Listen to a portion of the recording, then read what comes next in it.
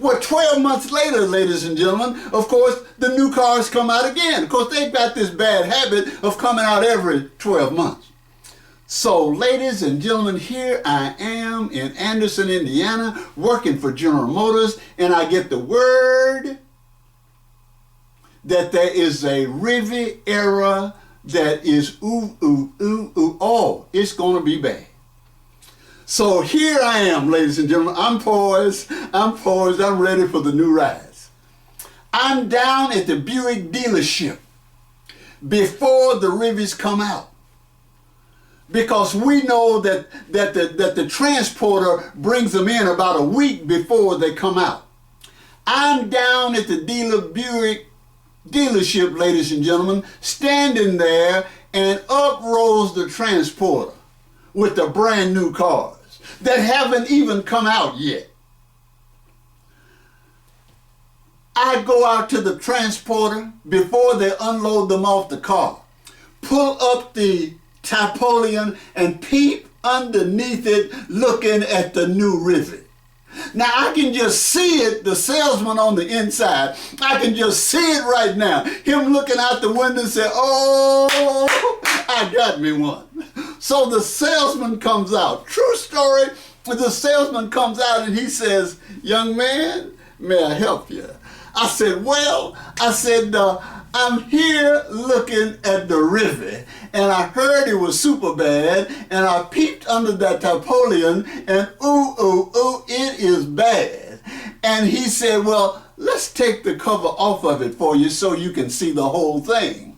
It was candy apple red, white vinyl top, white leather interior, stick in the floor, chrome wheels. By the way, these were chrome wheels before there were such thing as chrome wheels. This is 1968 Rivi, ladies and gentlemen. So, power everything. He said these words. He said, how would you like to drive off the lot with the Rivi tonight? I said, but the Rivies don't come out for another week and a half. He said, didn't ask you that. I asked you, how would you like to drive off the lot with the Rivi tonight? I said, do you mean to tell me that I can have a brand new Rivi a week and a half before they even come out? He says, yes, you can. Just sign right here. I said, oh. He says, is that your Grand Prix that you're driving? Of course, he knew it was. I said, yes, it is. He said, well, let me go inside and do some paperwork. So he came back out in a few minutes, and he said, I've got you set up. He said, now, by the way, I can't give you as much on the Grand Prix as you still owe. I've heard this before. But we can arrange a carryover note for you. I said, not a problem. Do you mean to tell me that if I sign right here, I can drive off the lot with the Rivi tonight?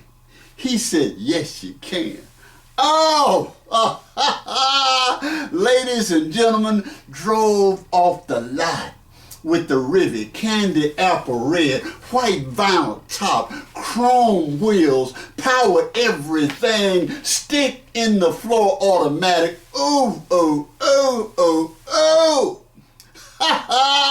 When the boys saw me styling in the Rivi, and the Rivies hadn't come out,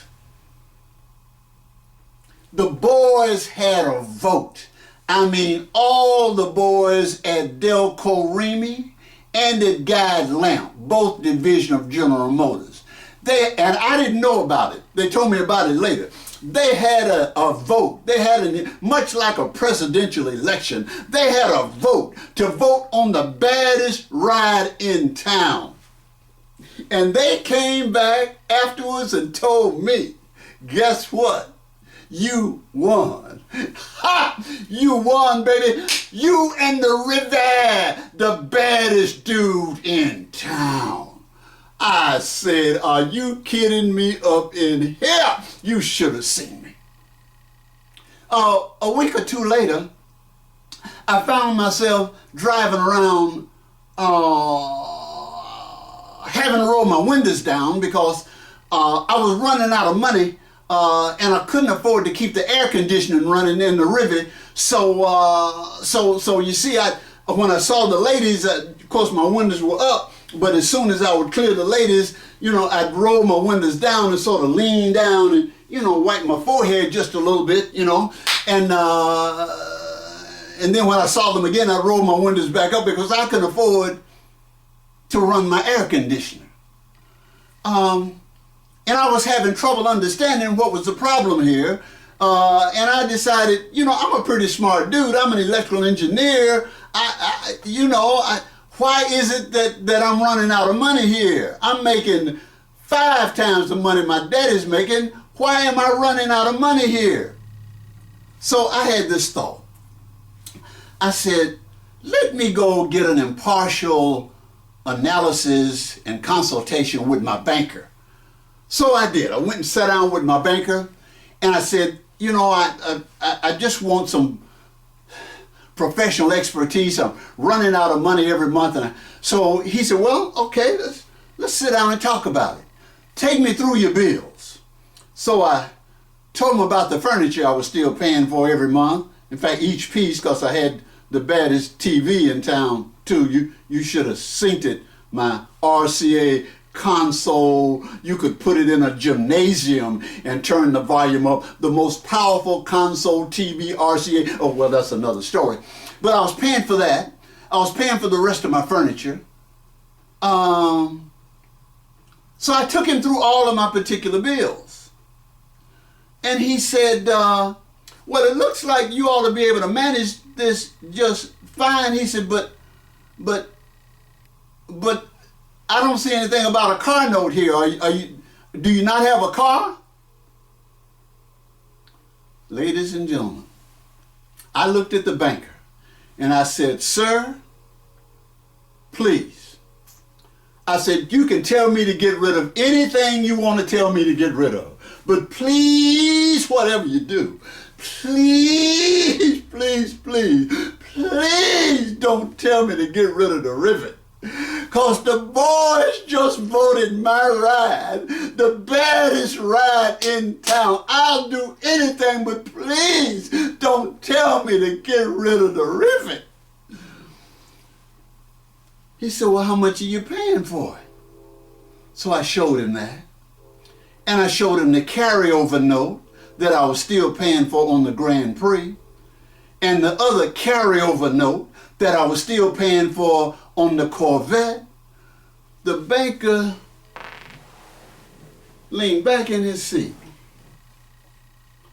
And he said, young man, no wonder you're having trouble paying your bills. He said, do you mean to tell me you're driving one car, paying for 3? Oh, young man, that's your problem. You got to get rid of the rivet. I said, oh, no. I left the bank. I was upset. Do you mean to tell me with all his professional expertise, that's all he could come up with? Well, ladies and gentlemen, to make a long story short, 2 weeks later, I drove onto a used car lot there in Anderson, Indiana. Stepped out of the river, stepped back, and when the salesman came out, I said, how much can you give me for it? I'd only had it for a couple of months. He said, well, let's go in and I can do some paperwork. He did the paperwork, ladies and gentlemen, and this is what he said. Well, young man, I can't give you as much for it as you still owe on it. but I can arrange a carryover note. And I can put you in this, what amounts to little old raggedy Buick Special. I drove off the lot that evening with this little old rickety, raggedy Buick Special, 6 years old. Paying for the Buick Special, paying the carryover note on the Riffy, still paying the carryover note on the Grand Prix, and still paying the carryover note on the Corvette. I'm now driving one car, paying for 4. Ladies and gentlemen, that's a mistake I made when I was in my 20s, that it took me to my 40s to dig myself out of that hole. That's why I'm here talking to you right now, because there are too many people making the same mistake today. Don't you do it. Don't you do it. Don't you do it.